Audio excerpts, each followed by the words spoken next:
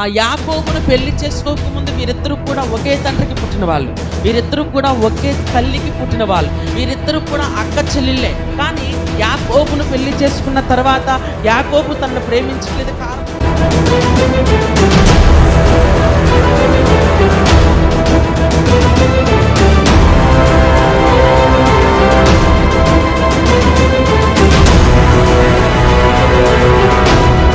మట్టుకే విని ఆ వాక్యాన్ని వదిలేస్తే కష్ట సమయములో, క్లిష్టతర సమయాలలో, శ్రమలలో మనం నిలబడలేం.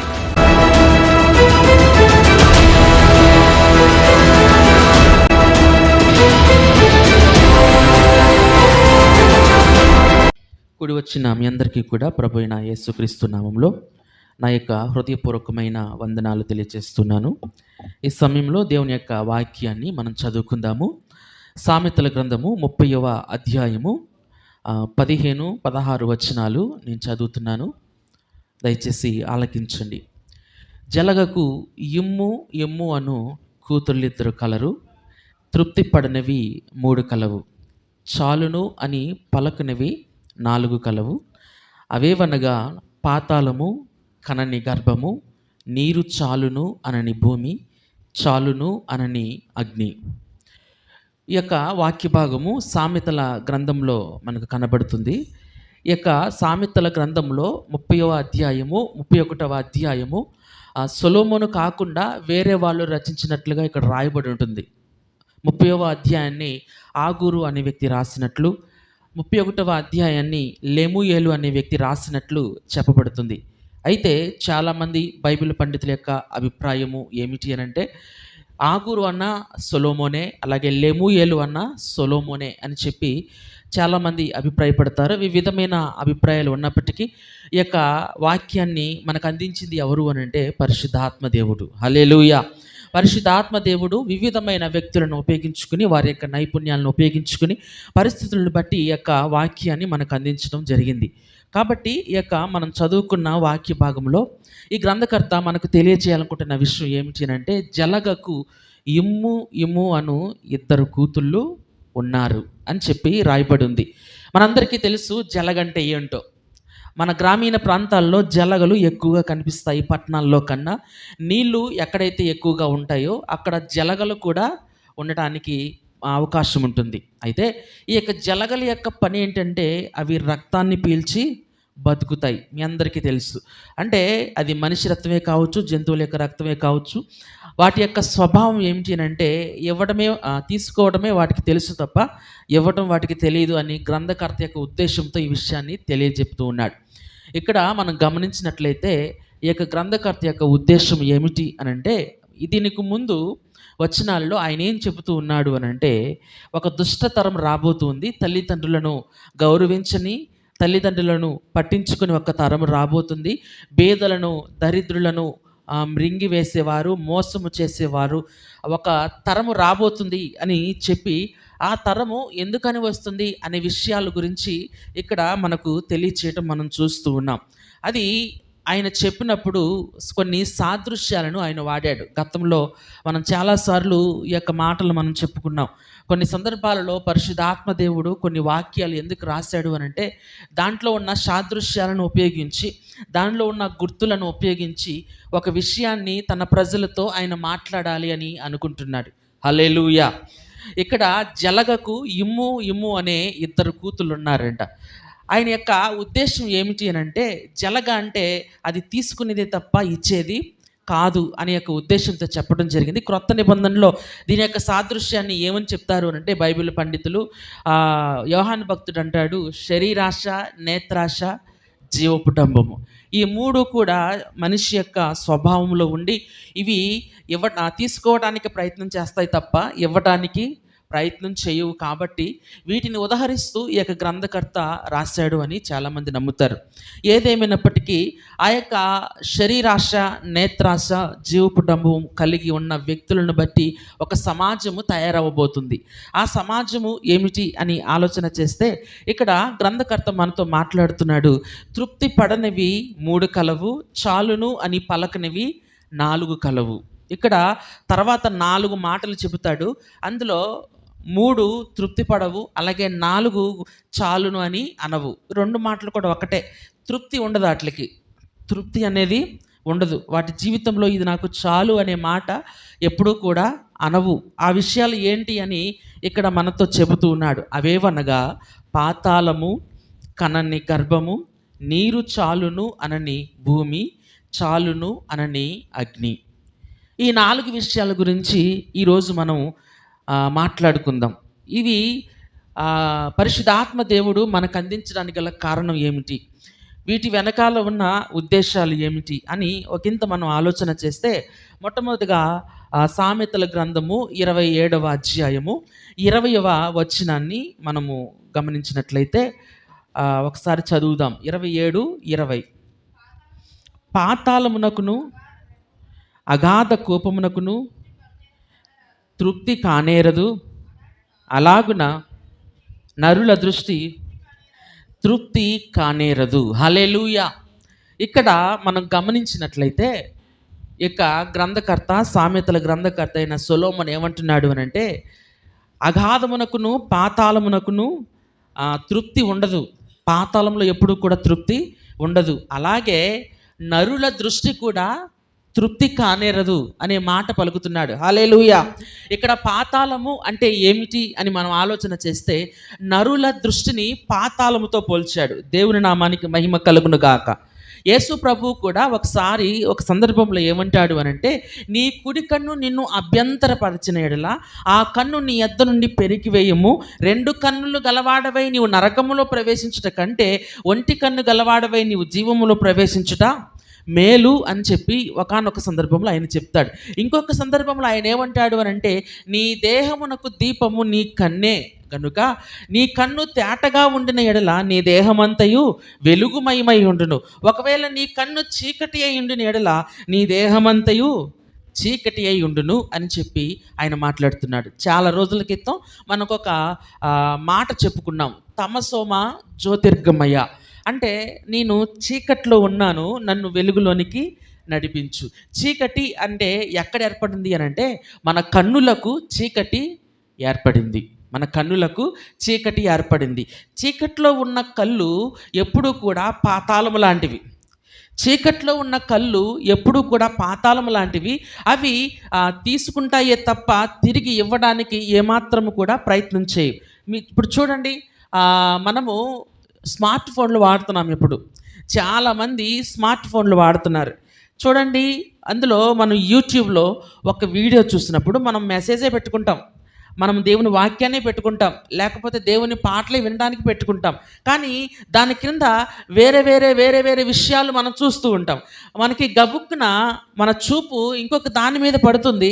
వెంటనే అదే అందులో ఏముందో అని చూడడానికి మన కళ్ళు ఆసక్తి చూపిస్తూ ఉంటుంది. మన కన్ను ఎప్పుడు కూడా తృప్తి పొందదు. అందుకే ప్రసంగి గ్రంథంలో ఏమంటాడు అని అంటే, చూచుట చేత కన్ను తృప్తి పొందకున్నది, వినుట చేత చెవి తృప్తి పొందకున్నది అనే మాటలు ప్రసంగి గ్రంథంలో అంటాడు. కాబట్టి మనము తెలుసుకోవాల్సింది ఏమిటి అని అంటే, ఈ కంటికి మనం ఏది కావాలో దాన్ని చూపించినప్పుడు ఎన్ని కావాలన్నా సరే అది చూస్తూనే ఉంటుంది తప్ప అది నాకు చాలు అనే మాట పలకదు. అది నాకు చాలు అనే మాట ఎప్పుడు కూడా పలకదు. బైబిల్ గ్రంథంలో 2 సహోదరులు ఉన్నారు. అందులో అక్క పేరు లేయా, చెల్లి పేరు రాహేలు. లేయా గురించి ఏమని రాయబడిందంటే, లేయా జబ్బు కళ్ళు కలిగిందంట. ఏం కళ్ళు కలిగింది? జబ్బు కళ్ళు కలిగినది. ఆమె జబ్బు కళ్ళు కలిగిందని మనం ఎలాగా తెలుసుకోవచ్చు అని అంటే, లేయా రాహేలు ఇద్దరు కూడా ఒకళ్ళనే చేసుకున్నారు, ఒకళ్ళనే పెళ్ళాడారు యాకోబుని. లేయా గర్భము తెరిచాడు దేవుడు. తనకి 6 పిల్లలు పుట్టారు. తన దాసికి 2 పిల్లలు పుట్టారు. మొత్తం 8 మంది పిల్లలు పుట్టారు. అయితే ఒకానొక సందర్భంలో లేయా రాహేలును చూచి ఏమంటదంటే, నీవు నా భర్తను దొంగిలించావు కాబట్టి, నీవు నా భర్తను వశము చేసుకున్నావు కాబట్టి ఈ పుత్రదాత వృక్షపు పళ్ళను నేను నీకు ఇవ్వను అని చెప్పి తన చెల్లెలి మీద కోపాన్ని చూపిస్తుంది. హల్లెలూయా. గమనించండి, యాకోబును పెళ్లి చేసుకోకముందు వీరిద్దరూ కూడా ఒకే తండ్రికి పుట్టిన వాళ్ళు, వీరిద్దరూ కూడా ఒకే తల్లికి పుట్టిన వాళ్ళు, వీరిద్దరూ కూడా అక్క చెల్లెళ్ళే. కానీ యాకోబును పెళ్లి చేసుకున్న తర్వాత యాకోబు తనను ప్రేమించట్లేదు, కారణం ఎవరంటే తన చెల్లిలే అని చెప్పి రాహేలు మీద కోపం పెంచుకుంది లేయా. తన కంటికి రాహేలు ఎలా కనబడుతుంది అని అంటే ఒక శత్రువులాగా కనబడుతుంది.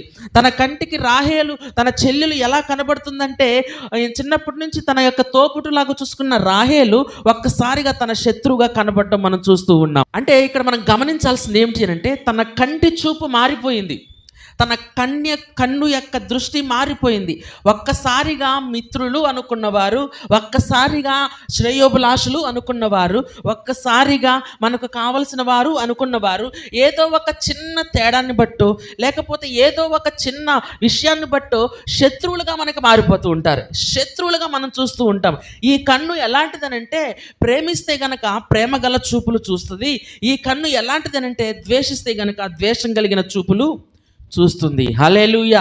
మెస్సయా గురించి, యేసు ప్రభు గురించి యెషయా గ్రంథంలో ఒక మాట రాశారు. ఏమిటి అనంటే ఆయనంట కంటి చూపును బట్టి తీర్పు తీర్చడంట. దేవుడి నామానికి మహిమ కలుగును గాక. ఆయన కంటి చూపును బట్టి తీర్పు తీర్చడంట, మనకు చూసిన దాన్ని బట్టి తీర్పు తీర్చడంట. నేను ఫేస్బుక్లో ఒక వీడియో చూశాను. ఏమిటి అనంటే ట్రైన్లో ఒక అబ్బాయి పడుకున్నాడు, పక్కనే తన లగేజ్ ఉంది, బ్యాగ్ ఉంది, బ్యాగ్ పెట్టి తను పడుకున్నాడు.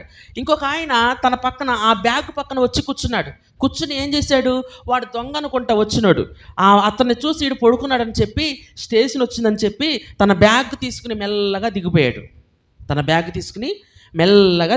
తనకు తెలియలేదు, ఎవరికి, నిద్ర అయినోడికి తెలియలేదు.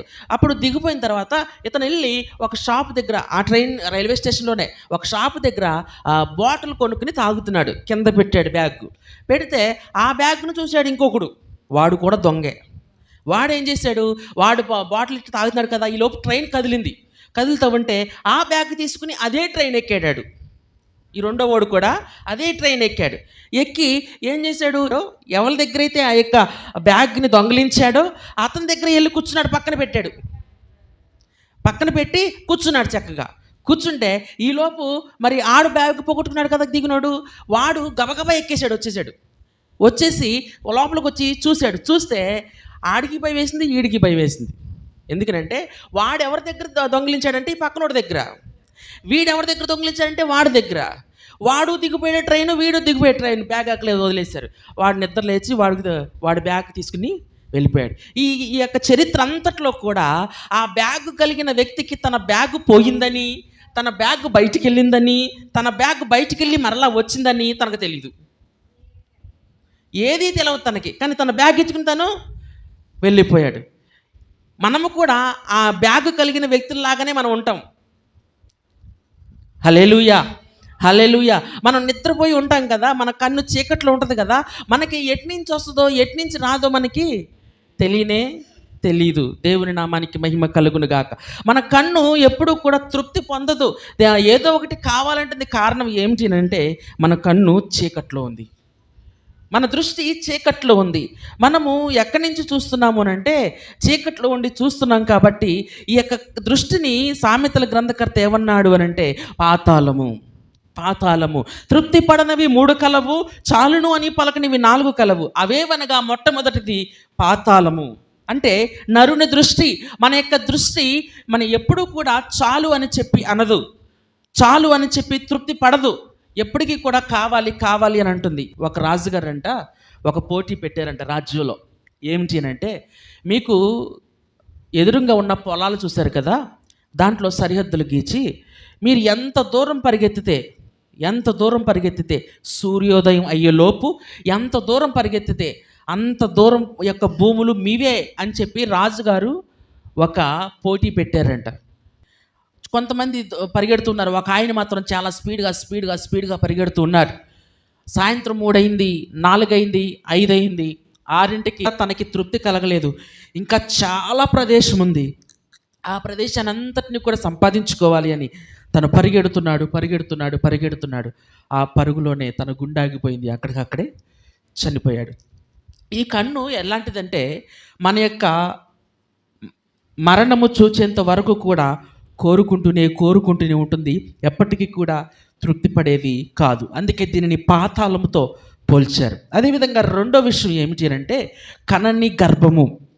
రెండో విషయం ఏమిటి అంటే కనని గర్భము. ఒకసారి లోకాసు వార్త 23వ అధ్యాయము 28, 29 వచనాలు చదువుదాం.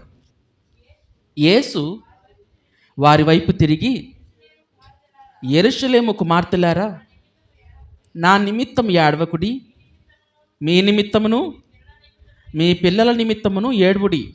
ఇదిగో గొడ్రాండ్రును కనని గర్భములను పాలీయని స్తనములను ధన్యములైనవని చెప్పు దినములు వచ్చుచున్నవి. హల్లెలూయా. యేసు ప్రభు సిలువలో ఆయన మరణించడానికి ముందు ఆయన సిలువను తీసుకుని ఆ యొక్క సిలువను మోస్తూ వెళ్తున్న సందర్భంలో అక్కడున్న స్త్రీలందరూ కూడా యేసు ప్రభువును చూచి విలపిస్తూ ఉంటే, రొమ్ము కొట్టుకొనుచు దుఃఖిస్తూ ఉంటే, వారిని చూచి ఆయన ఏమన్నాడు అంటే, యెరూషలేము కుమార్తెలారా, నా నిమిత్తము ఏడవకుడి, మీ నిమిత్తమును మీ పిల్లల నిమిత్తమును ఏడ్వుడి. ఇదిగో గొడ్రాండ్రును కనని గర్భములను పాలీయని స్తనములను ధన్యములైనవని చెప్పు దినములు వచ్చుచున్నవి. ఇక్కడ మనం గమనించినట్లయితే యేసు ప్రభు ఒక ప్రవచనాన్ని పలికాడు. ఈ యొక్క ప్రవచనము ఎప్పుడు జరిగింది అని అంటే క్రీస్తు శకం 70లో యెరూషలేము యొక్క పట్టణాన్ని అంతటినీ కూడా నేలమట్టం చేసేసారు. ఆ యొక్క దేవాలయాన్ని కూడా కూల్చేశారు, అక్కడ లేకుండా చేశారు. ఆ సందర్భంలో యెరూషలేములో గొప్ప వధ ఏర్పడింది, గొప్ప కరువు వచ్చింది. ఆ కరువు వచ్చినప్పుడు ఆ కరువును గూర్చి ఒక చరిత్రకారుడు వివరిస్తూ ఏమన్నాడు అని అంటే, ఇద్దరు స్త్రీలు పోట్లాడుకుంటున్నారంట. ఏమని? వాళ్ళు పోట్లాడుకుని ఆ యెరూషలేమును ఆ యొక్క పెద్దల దగ్గరకు వచ్చి ఏమంటున్నారంటే, అయ్యా, ఈరోజు నా బిడ్డను వండుకుందామని చెప్పేసి మేమిద్దరం మాట్లాడుకున్నాము, రేపు తన బిడ్డను వండుకుందామని చెప్పేసి మాట్లాడుకున్నాము. ఈరోజు నా బిడ్డను వండుకున్న తర్వాత రోజు నేను అడిగితే ఆ అమ్మాయి తన బిడ్డను దాచేసి లేదు అని అంటుంది అని చెప్పి వాళ్ళు పోట్లాడుకుంటున్నారు. ఈరోజు నా బిడ్డను వండుకుందాం అనుకున్నా కదా, రేపు నీ బిడ్డని వండుకుందాం. ఎందుకని వండుకోవాలనుకుంటున్నారు? అక్కడ అంత కరువు వచ్చింది. ఇదే సందర్భము 2వ రాజుల గ్రంథంలో కూడా ఉంటుంది. ఇద్దరు స్త్రీలు పోట్లాడుకుంటున్న సందర్భాన్ని 2వ రాజుల గ్రంథంలో కూడా వివరించిన సందర్భం. అసలు ఎందుకని అలా మాట్లాడుకుంటున్నారు అని అంటే, వాళ్ళకి బిడ్డల మీద ఆసక్తి పోయింది. తర్వాత తరము మీద ఆసక్తి పోయింది. ఇక మా ప్రజలు ఇంకా బ్రతకరు అనే అవిశ్వాసంలోనికి ఆ రోజుల్లో ప్రజలు వెళ్ళిపోవడం అనేది మనం ఇక్కడ చూస్తూ ఉన్నాం. హల్లెలూయా, హల్లెలూయా. ఇక్కడ మనం కనని గర్భములు అని ఆలోచన చేస్తే, ఎవరైతే ఆత్మీయంగా వ్యక్తిని తయారు చేయకుండా ఉంటారో, ఇంకొక ఆత్మీయుల్ని తయారు చేయకుండా ఉంటారో, ఇంకొకరు యేసు ప్రభువు దగ్గరికి రాకుండా అడ్డగించే వాళ్ళు ఉంటారో, వాళ్ళని కనని గర్భముతో పోల్చారు. హల్లెలూయా. సాధారణంగా ఈ యొక్క కనని గర్భము అని అంటే మనిషిలో ఉన్న స్వార్థం. ఈ రోజుల్లో చాలామంది ఎలాగ ఆలోచిస్తారంటే, భూ సంబంధముగా ఎలాగ ఆలోచిస్తారు అని అంటే, మనం మాత్రం బతికితే చాలు అనే సందర్భంలోనికి అందరూ వచ్చేసారు. అంటే మనం మాత్రం ఉంటే చాలు, ఎవడు ఎలాగపోతే ఏంటి. పూర్వకాలంలో అలాగ ఉండేవాళ్ళు కాదు. రోడ్డు మీద వెళ్తే, రోడ్డు మీద ఏదైనా ముళ్ళకంప పడింది అనుకోండి, నడుచుకుంటూ వెళ్ళే వాళ్ళు ఏం చేసేవాళ్ళు అంటే ఆ ముళ్ళకంప తీసి పక్కన పడేసేవారు. కానీ ఈ రోజున అదే ముళ్ళకంప రోడ్డున పడితే పక్క నుంచి చూసుకుంటూ వెళ్ళిపోతారు తప్ప ఎవరైనా ఒక వ్యక్తి పడిపోతే ఆ వ్యక్తి ఎందుకు పడిపోయాడని చెప్పేసి దగ్గరికి వెళ్ళి పరామర్శించిన దినాలు పూర్వపు దినాలు. కానీ ఈ రోజున ఎవరైనా వ్యక్తి పడిపోతే వీడితో ఆగేసి పడిపోయాడు అనుకుని అతన్ని పట్టించుకోకుండా వెళ్ళిపోయే సందర్భాలు. అంటే స్వార్థము ఎక్కువవుతున్న సందర్భాలు. ఈ యొక్క స్వార్థము ఎక్కువవుతున్న విషయంలో కనని గర్భములు ఎక్కువగా ఆసక్తి చూపిస్తూ ఉంటారు. హల్లెలూయా. మీకు తెలుసో లేదో, ఈ రోజున ఒక టెక్నాలజీ రాబోతుంది భవిష్యత్తులో. చాలా రోజుల క్రితం దాన్ని చూశాను, మరి అది నిజంగా వచ్చిందో లేదో తెలీదు. పిల్లల్ని కనే మిషన్లు వచ్చేస్తున్నాయి. పిల్లల్ని కనే మిషన్లు గురించి చెప్పారు. అందులో తండ్రి యొక్క వీర్యకణాలు, తల్లి యొక్క వీర్యకణాలు వేసి మనకు మగోడు కావాలో ఆడపిల్ల కావాలో మనమే ముందు సెలెక్ట్ చేసుకుని, వాడు ఎంత తెలివిగా పుట్టాలో, వాడు ఎంత ఎత్తు ఎదగాలో, వాడు ఎంత అందంగా పుట్టాలో, వాడు ఎలాంటి రూపంతో పుట్టాలో అన్నీ కూడా మనసుకుని ఒక దాంట్లో పెట్టి, ఒక తల్లి గర్భం లాంటి ఒక గర్భసంచులో పెట్టి దానిలో 9 నెలలు కూడా ఆ బిడ్డ పెరుగుతాడనమాట.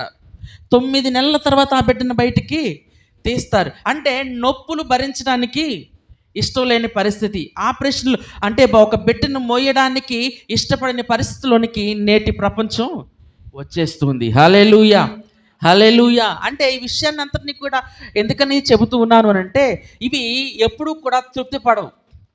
స్వార్థం అనేది ఎప్పుడూ కూడా తృప్తి పడదు. దానికి ఎంత ఇచ్చినా కానీ అది ఎప్పుడు కూడా తృప్తి పడే పరిస్థితి లేనే లేదు. ఒక వ్యక్తి అంటాడు బైబిల్ గ్రంథంలో, తన యొక్క కొట్లు విప్పి, తన యొక్క ధాన్యాదులను విప్పి కొత్త కొట్లను, కొత్త నివాసాలను తను ఏర్పాటు చేసుకుంటాడంట. ఏమిటి అని అంటే, తన తరతరాలు కావలసిన ఆస్తిని తను సంపాదించుకుని, నా ప్రాణమా తినుము త్రాగుము సుఖించుము, కొన్ని తరాలకు సరిపడిన ఆస్తిని నీకు ఇచ్చాను అని చెప్పేసి ఒక ఆయన మాట్లాడుతూ ఉంటే, ప్రభు అంటాడు, వెర్రివాడా, ఈ రాత్రే నీ ప్రాణమును అడిగితే అవన్నీ ఎక్కడికి వెళ్తాయి అని చెప్పి ఆ యొక్క వచనంలో ప్రభు మాట్లాడడం మనం చూస్తూ ఉన్నాం. అంటే స్వార్థము ఎప్పుడూ కూడా కావాలి అని అంటుంది, కానీ ఎప్పుడూ కూడా ఇచ్చే పరిస్థితిలో అది ఉండదు. దానినే కనని గర్భముగా బైబిల్ గ్రంథం పోల్చడం జరిగింది. మూడవది ఏమిటి అని అంటే, నీరు చాలును అనని భూమి. నీరు చాలును అనని భూమి, ఇది ఏమిటి అని మనం ఆలోచన చేస్తే, మనము చాలాసార్లు విన్నాం. ఏమిటి? యేసు ప్రభు చెప్పిన విత్తువాని యొక్క ఉపమానం. విత్తువాని యొక్క ఉపమానాన్ని చెప్పినప్పుడు ఆయన నేలని దేనితో పోల్చాడు అని అంటే, హృదయముతో పోల్చాడు. దేనితో పోల్చాడు? ఆయన హృదయముతో పోల్చాడు. ఆ హృదయముతో పోల్చినప్పుడు భూమిని హృదయముతో మనం పోలిస్తే నీరు అంటే ఏమిటి అని ఆలోచన చేయాలి. నీరు అంటే ఏమిటి అని అంటే, ఎఫెసీయులకు రాసిన పత్రికలో పౌలు ఏమంటాడు అని అంటే, వాక్యము చేత ఉదక స్నానము చేయించి అనే మాట మాట్లాడతాడు. హల్లెలూయా. దేనితో? వాక్యము చేత ఉదక స్నానము చేయించి. అంటే వాక్యమును నీటితో పోల్చాడు. అక్కడ మనము స్నానము చేసినప్పుడు నీరు వాడతామే, అదేవిధంగా మన ఆత్మకి స్నానము ఏమిటి అని అంటే వాక్యము. హల్లెలూయా. అంటే నీరు చాలును అనని భూమి. వాక్యము ఎప్పుడూ కూడా దేనికోసం వెళ్తుంది అని అంటే, వాక్యం ఎప్పుడూ కూడా దేనికోసం ప్రకటించబడుతుంది అని అంటే, మన హృదయము మారడం కోసం, మన హృదయము పని చేయటం కోసం, మన హృదయము దేవుని తట్టుకు తిరగడం కోసము పనిచేస్తుంది. మరి ఆ యొక్క వాక్యము భూమిని చేరినప్పుడు మన హృదయానికి లేకపోతే మన యొక్క మనస్సులకు సంతోషం కలగదా అని అంటే, ఒకసారి ఈ యొక్క వాక్యాన్ని చదువుదాం. అపోస్తుల కార్యములు 28వ అధ్యాయము 26వ వచనం. మీరు వినుట మట్టుకు విందురు గాని గ్రహింపనే గ్రహింపరు, చూచుట మట్టుకు చూతురు గాని కాననే కానరని ఈ ప్రజల యొద్దకు వెళ్ళి చెప్పుము. ఈ ప్రజలు కన్నులారా చూచి, చెవులారా విని, మనసారా గ్రహించి నా వైపు తిరిగి నా వలన స్వస్థత పొందకుండినట్లు వారి హృదయము క్రొవ్వియున్నది, వారి చెవులతో మందముగా విని కన్నులు మూసుకొని ఉన్నారు. హల్లెలూయా. ఇక్కడ పౌలు పాత నిబంధనలోని ఒక వచనాన్ని ఎత్తి చూపిస్తూ మాట్లాడుతున్నాడు. ఏమిటి అని అంటే, మీరు వినుట మట్టుకు వింటారు కానీ గ్రహింపనే గ్రహింపరు, చూచుట మట్టుకు చూతురు కానీ కానరు అని చెప్పి తన దగ్గరకు వచ్చిన ప్రజలతో ఈ మాటలు మాట్లాడుతూ ఉన్నారు. చాలామంది వాక్యాన్ని వింటూ వింటూ వింటూ వింటూ దానిని అనుసరించడం మర్చిపోతున్నారు, దానిని పాటించటం మర్చిపోతున్నారు. దేవునికి సంతోషము ఎప్పుడు అనంటే, వాక్యము వినటం మాత్రమే కాదు, ఆ వాక్యానుసారముగా జీవించటంలో ఉంది. వాక్యాన్ని వినుట మట్టుకు విని దానిని బయటకు వదిలేస్తే దాని వలన ప్రయోజనము ఏమాత్రము కూడా లేదు. బైబిల్లో వాక్యము గురించి రాయబడిన మాట ఏమిటంటే, ఎండిన ఎముకలను సైతము మహాసైన్యముగా తిరిగి బ్రతికించగలిగిన శక్తి కలిగినది వాక్యము. అటువంటి వాక్యమును మనము వినుట మట్టుకు విని దానిని గ్రహించకుండా వదిలేస్తే దేవుడు ఎప్పుడూ కూడా చూస్తూ ఉంటాడని అనుకోవద్దు. దేవుడు ఎప్పుడూ కూడా మనల్ని వదిలేస్తాడని ఎప్పుడూ కూడా అనుకోవద్దు. ఆయన యొక్క వాక్యాన్ని విని దాని ప్రకారము చేయవలసిన వారమై ఉన్నాము. హల్లెలూయా, హల్లెలూయా. మనమందరము కూడా దేవుని యొక్క వాక్యాన్ని వింటున్నాం ప్రతిరోజు, లేకపోతే ప్రతి వారం. ప్రతి వారము దేవుని సన్నిధిలోనికి వస్తున్నాం. ప్రతి వారము దేవుని యొక్క వాక్యాన్ని వింటున్నాం. ప్రతి వారము దేవుని యొక్క వాక్యంలో ఉన్న విషయాలు వివిధ రకాలుగా మనం తెలుసుకుంటున్నాం. మరి ఎంత మట్టుకు మనము పాటిస్తూ ఉన్నాం? ఎంత మట్టుకు మనము వాక్యంలో ఎదుగుతూ ఉన్నాం? ఈ రోజుల్లో ప్రజలు ఎలాగ తయారయ్యారు అని అంటే, వాక్యంలో ఏదైనా కామెడీ చేస్తే బాగా వినే వాళ్ళు ఉన్నారు. లేకపోతే వాళ్ళకి సంబంధించిన మంచి విషయాలు చెబితే, లేకపోతే అనుకూలమైన విషయాలు చెబితే సంతోషించే వాళ్ళు చాలామంది ఉన్నారు. వాక్యాన్ని ఉన్నది ఉన్నట్టుగా, లేకపోతే సత్యముగా వాక్యాన్ని చెబితే దాని ప్రకారము చేసేవాళ్ళు ఈ రోజుల్లో చాలామంది కరువైపోయారు. ఈ రోజుల్లో చాలామంది కరువైపోయారు. వాక్యము ఎంత శక్తివంతమైనదనంటే, ఆ వాక్యము గాడిదను కూడా మాట్లాడించగలదు. ఆ వాక్యము చేపను కూడా పని చేయించగలదు. ఆ వాక్యము సింహాల నోళ్ళు కూడా మూయించగలదు. అటువంటి గొప్ప వాక్యము మన ఎదుట ఉన్నప్పుడు, మన ఇంటిలో ఉన్నప్పుడు, మన బైబిల్ గ్రంథంలో ఉన్నప్పుడు, దాన్ని మనము పట్టించుకోకుండా తిరిగితే, దాన్ని మనము పట్టించుకోకుండా వదిలేస్తే మా తప్పు ఎవరిది అని అంటే, రేపొద్దున ఒకవేళ న్యాయ తీర్పులో దేవుడు ఒకవేళ మనల్ని అడిగితే మనం ఏమని సమాధానం చెప్తాం? దేవుని యొక్క వాక్యాన్ని మనకి దేవుడు ఇచ్చాడు. ఈ యొక్క వాక్యం రావడానికి ఎవరు ఎంతమంది ఎన్ని రకాలుగా కష్టపడ్డారో మీకు తెలియదు. ఈ యొక్క వాక్యాన్ని మన దగ్గర దాకా రావడానికి ఎంతోమంది తమ ప్రాణాలను అర్పించిన వారు ఉన్నారు. ఎంతోమంది తమ జీవితాలను అర్పించిన వారు ఉన్నారు. ఎంతోమంది తమ కుటుంబాలను కూడా విడిచిపెట్టిన వారు ఉన్నారు. ఎంతోమంది దీనికోసము సర్వస్వము తమ ఆస్తినంతా వెచ్చించి అర్పించిన వారు ఉన్నారు. ఈ రోజున వాక్యం మన చేతిలోనికి వచ్చింది. నేను మొన్న ఒక వీడియోని వాట్సాప్లో పెట్టాను. ఎంతమంది చూసారో నాకు తెలియదు, కానీ బీహార్లో ఒక సేవకుడిని కొట్టుకుంటా తీసుకెళ్ళిపోతున్నారు. చూసే ఉంటారు. కొట్టుకుంటా తీసుకెళ్ళిపోతున్నారు. అంతేకాదు, ఛత్తీస్గఢ్లో మొదలైంది ఇప్పుడు యొక్క విధానం. మనం ఎప్పుడూ కూడా వినటం మట్టుకే విని ఆ వాక్యాన్ని వదిలేస్తే కష్ట సమయంలో, క్లిష్టతర సమయాలలో, శ్రమలలో మనం నిలబడలేం. శ్రమలలో మనం దేవుని వైపుకి తిరగలేం. శ్రమలలో మనం ముందుకు వెళ్ళలేం. మన నోటితో మనమే యేసు ప్రభువును దూషించి వదిలేసే సందర్భాలు రావచ్చు. శ్రమ మన ముందుకు రావచ్చు. ఇబ్బందులు మన ముందుకు రావచ్చు. ఇంతకుముందు మనం ఎన్ని ఇబ్బందులు పడ్డా, ఇంతకుముందు మనం ఎంత సేవ చేసినా, ఇంతకుముందు మనం ఎంత నీతిగా నిజాయితీగా బ్రతికినా, ఆఖరి క్షణంలో మనము దేవుణ్ణి విసర్జిస్తే, ఆఖరి క్షణంలో మనం దేవునికి దూరంగా వెళ్ళిపోతే, ఆఖరి క్షణంలో మనం యేసు ప్రభువును విసర్జిస్తే గనక మనము నరకానికి వెళ్తాం. ఆయన అన్నాడు, ఒకని ఆరంభము కంటే ఒకని ముగింపు ప్రధానము. నీవు ఆరంభంలో ఎంత భక్తి కలిగి ఉన్నావో దేవుడు ఎప్పుడు కూడా అడగడు. నీవు ఆరంభంలో ఎంత ఆత్మీయత కలిగి ఉన్నావో దేవుడు ఎప్పుడు అడగడు. నీ ముగింపులో నువ్వు నమ్మకంగా ఉన్నావా? నీ ముగింపులో నువ్వు దేవునికి అనుకూలంగా ఉన్నావా? నీ ముగింపులో నువ్వు వాక్యానుసారంగా జీవిస్తున్నావా అనే విషయాలు ఆయన చూస్తాడు. గతంలో నేను అన్ని చేశానని ఎప్పుడూ కూడా మన గురించి మనం చెప్పుకోవడానికి వీల్లేదు. కానీ ముగింపులో మనం ఎలాగైతే నమ్మకంగా ఉంటామో ఆ నమ్మకత్వమును బట్టే దేవుడు మనల్ని నిలబెడతాడు. దేవుడు మనల్ని పరలోకానికి తీసుకెళ్తాడు. క్రొవ్విన హృదయం ఎలాగుంటుంది అని అంటే, వాక్యాన్ని వింటది కానీ ఎప్పుడు కూడా హృదయంలోనికి తీసుకోదు. పరిసయ్యుల గురించి యేసు ప్రభు ఒకానొక మాట అన్నాడు, మీరు మనుషుల యొక్క పద్ధతులను బట్టి మాట్లాడుతున్నారే తప్ప, మనుషుల యొక్క పద్ధతులను అవలంబించడానికి మీరు ఇష్టపడుతున్నారే తప్ప, దేవుని యొక్క వాక్యాన్ని మీరు నిరర్ధకము చేస్తూ ఉన్నారు. దేవుని యొక్క వాక్యాన్ని మీరు నిరర్ధకము చేసి దేవునికి అన్యాయం చేస్తున్నారు అనే మాటలు ఆయన పలుకుతాడు. వాళ్ళు ఏం చేసేవారంటే, కొర్బాను అనే మాట ఉంటుంది గ్రీకు భాషలో. దాని అర్థం ఏమిటి అంటే దేవార్పితం. మార్కు సువార్తలో ఉంటుంది.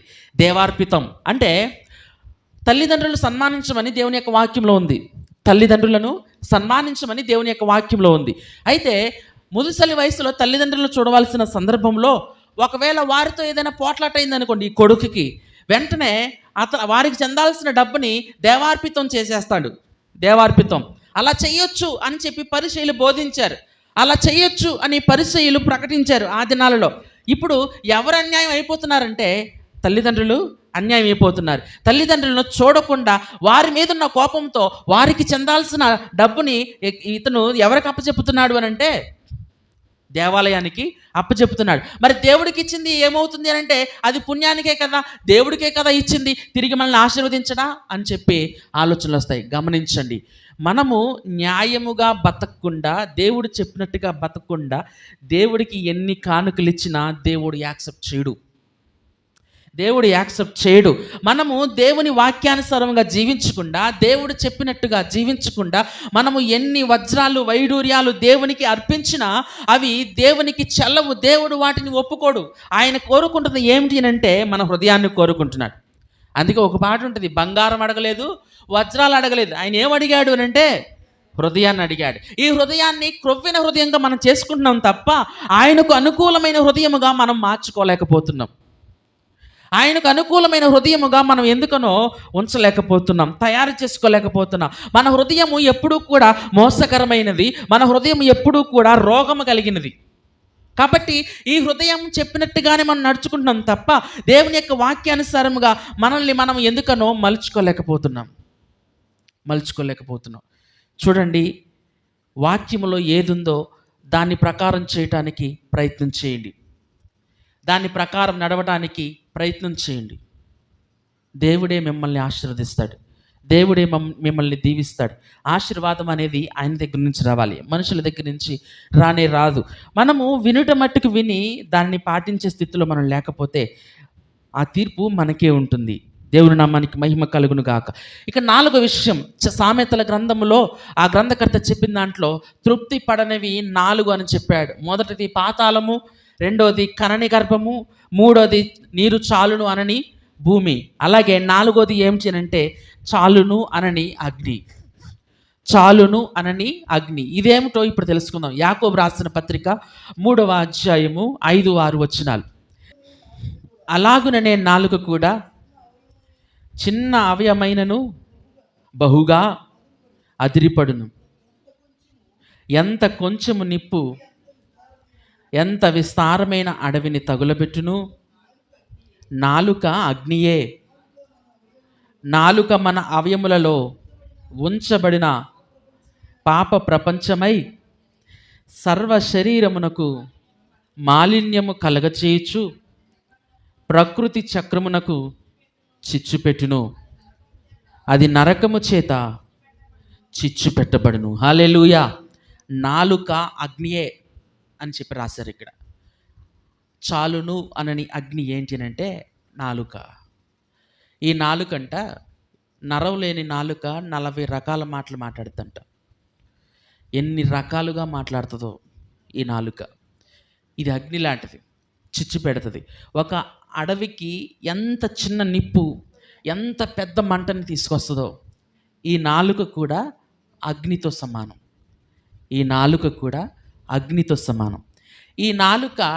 ఈ నాలుకని మనము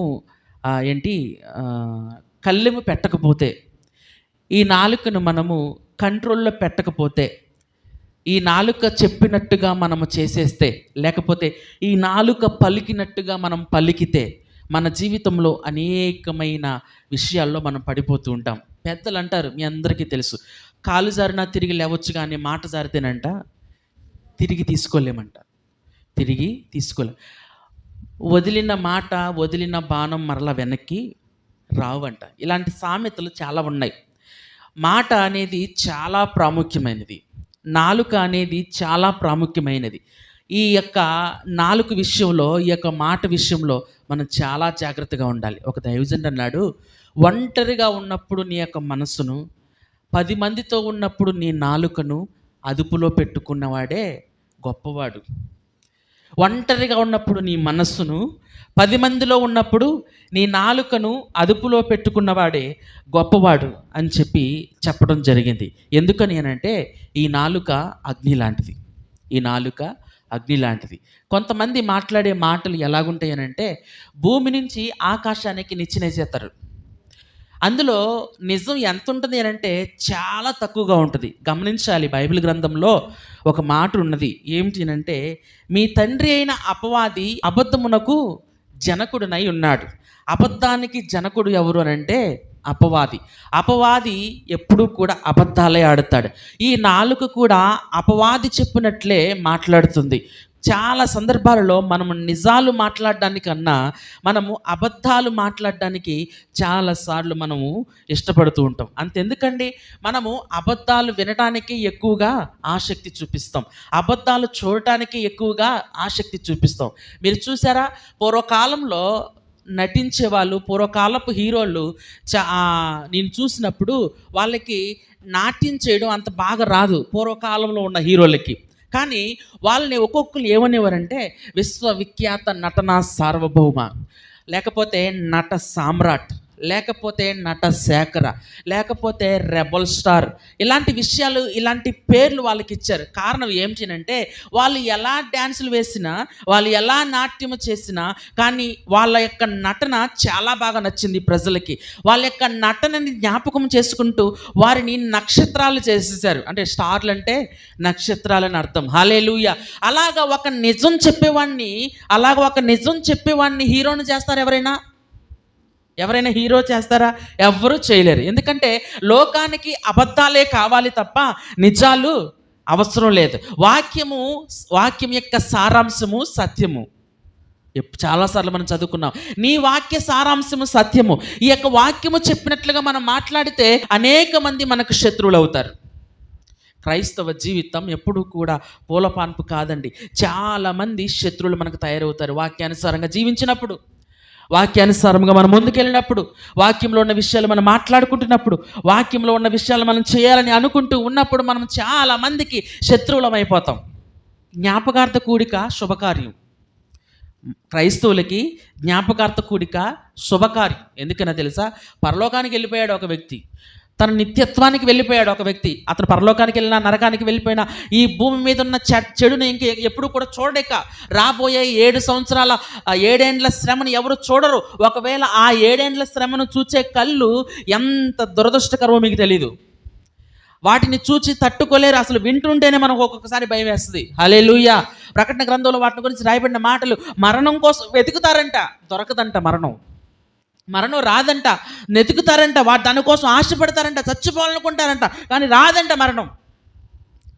దానికంటే చచ్చిపోతాం మీరు అనుకుంటారు, కానీ వాళ్ళు ఉరేసుకున్నా సరే చావరు వాళ్ళు ఆ దినాల్లో.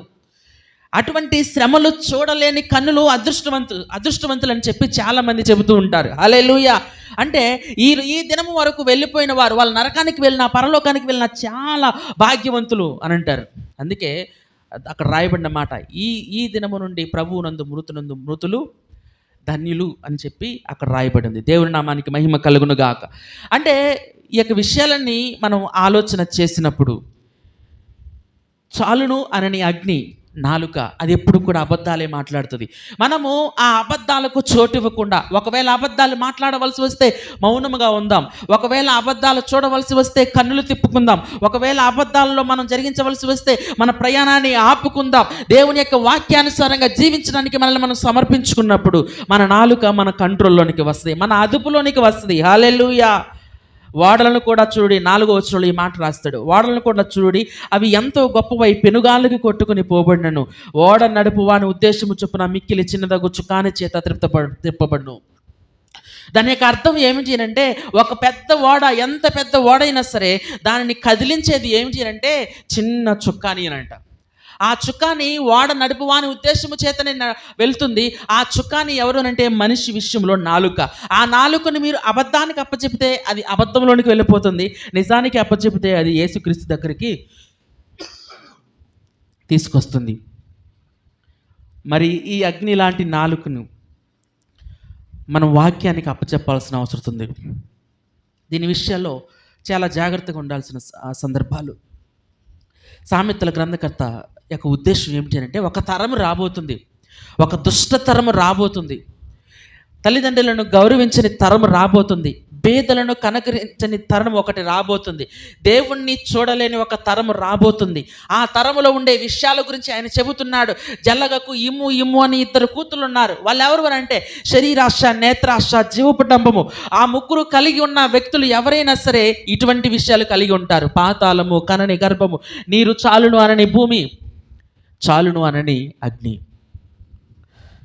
కాబట్టి మనం వాక్యాన్ని ఎరిగిన వారముగా, వాక్యానుసారముగా జీవించే వారముగా, మనం ఎప్పుడూ కూడా ఇలాగూ ఉండకుండా దేవుని యొక్క వాక్యానుసారముగా, దేవుని యొక్క సన్నిధిలో మనము నిలబడినట్లయితే మనం ముందుకు వెళ్ళగలుగుతాం. ఇట్టి మాటల చేత మనం అందరూ కూడా దీవింపబడదుము గాక. అందరూ కూడా మోకరించండి, ప్రార్థన చేసుకోండి.